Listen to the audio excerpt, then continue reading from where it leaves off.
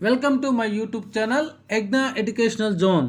AP ఉద్యోగ పెన్షనర్ల September నెల జీతాలు మరియు పెన్షన్ల తాజా సమాచారం అక్టోబర్ 2 ఉదయం 7:30 సమయానికి చూస్తున్నాం.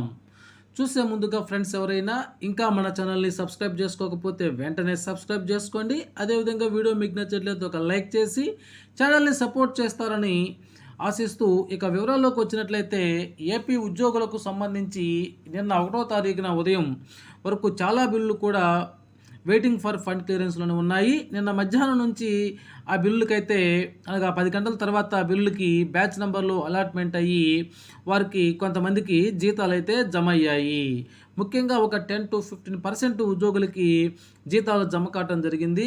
వాటిలో మనం చూసినట్లయితే మున్సిపల్ శాఖ, ఏపీ జ్యుడిషియల్ డిపార్ట్మెంట్, అదేవిధంగా వాటర్ రిసోర్స్ డెవలప్మెంట్ వారికి, ఇంకా న్యాయశాఖ, పోలీస్ శాఖ వారికి, అదేవిధంగా అనంతపురం ఎస్టీఓ పరిధిలోని ఇరిగేషన్ డిపార్ట్మెంట్ వారికి అయితే శాలరీస్ జమ అయ్యాయి.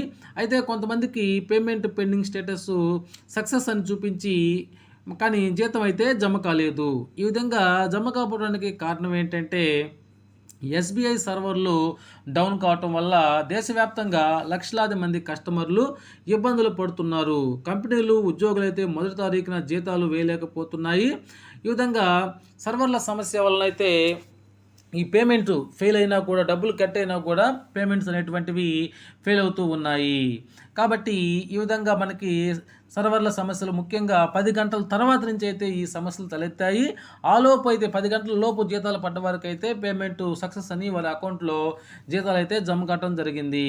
ఇక మనకి రిజర్వ్ బ్యాంక్ ఆఫ్ ఇండియా నిర్వహించినటువంటి వేలం పాటలో ఏపీ ప్రభుత్వానికైతే 3,000 కోట్ల రూపాయలు అయితే దక్కడం జరిగింది. అయితే ఈ 3,000 కోట్ల రూపాయలు రేపటి రోజున అనగా అక్టోబర్ 3వ తారీఖున బ్యాంకు పని వేళల్లో రిజర్వ్ బ్యాంక్ ఆఫ్ ఇండియా వారి కేంద్ర కార్యాలయమైనటువంటి ముంబాయి మరియు వారి ప్రాంతీయ కార్యాలయాల ద్వారా పని వేళల్లో బదిలీ చేయడం జరుగుతుంది.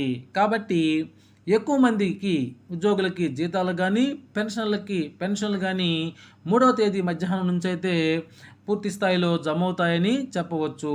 ఇక ఎడ్యుకేషన్ డిపార్ట్మెంట్ వారి యొక్క శాలరీస్ యొక్క స్టేటస్ని కనుక మనం గమనించినట్లయితే అవి వెయిటింగ్ ఫర్ ఫండ్ క్లియరెన్స్లోనే ఉన్నాయి.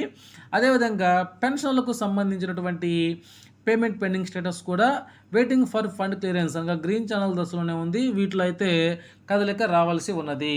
చాలామంది మిత్రులు నాకు పెన్షన్ పడలేదని చెప్పి అడుగుతున్నారు. మీకే కాదండి, ఎవరికి కూడా రేపీ రాష్ట్రంలో ఎవరికి కూడా పెన్షన్లు అయితే జమ కాలేదు. కాబట్టి పెన్షన్లు రేపటి నుంచి అయితే అందరికీ పెన్షన్లు కానీ, జీతాలు కానీ జమ అవుతాయని అయితే ఖచ్చితంగా చెప్పవచ్చు. Okay friends.